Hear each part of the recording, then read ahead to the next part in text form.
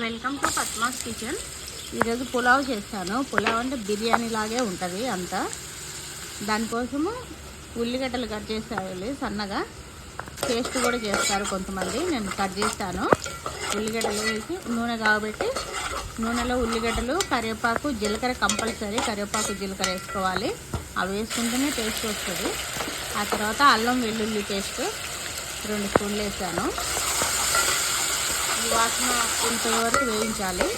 వేయించాక ఒక tomato mixie పట్టి వేయాలి. పేస్ట్, టమాటో పేస్ట్ అన్నమాట. ఆ పేస్ట్ కొంచెం వేగిన తర్వాత మళ్ళీ పెరుగు వేసుకోవాలి. ఒక గంట పెరుగు వేసాను, పచ్చి పెరుగు. ఈ పెరుగు వేయటం వల్ల టేస్ట్ వేరే లెవెల్లో వస్తుంది. ఒకసారి చేసుకుంటే మళ్ళీ మళ్ళీ చేసుకొని తినాలనిపించేలాగా ఉంటుంది. నేనైతే ఒక పెద్ద గ్లాసు, ఒక చిన్న గ్లాసు బియ్యం పోస్తాను. దానికి 1 గ్లాసు బియ్యానికి 2 గ్లాసుల లెక్క నీళ్ళు పోస్తాను.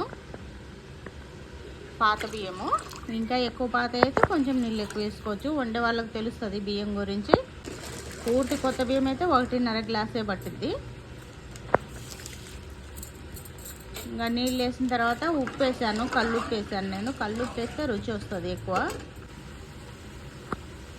నీళ్ళు బాగా కాగిన తర్వాత బియ్యం కడిగి నానబెట్టి ఉంచాం కదా, 1 గంట సేపు. ఆ బియ్యం వేయాలి. వేసి కలబెట్టాలి. కొంచెము కలబెట్టి మూత పెట్టేసేయాలి. మీడియంలో పెట్టేసి పొంగిపోకుండా చూసుకోవాలి. అవి కొంచెం ఉడికిన తర్వాత ధనియాల పొడి వేస్తాను. ధనియాల పొడి, గరం మసాలా యాడ్ అయ్యి ఉంది నాకు. మీరు సపరేట్గా గరం మసాలా వేసుకోండి కావాలంటే.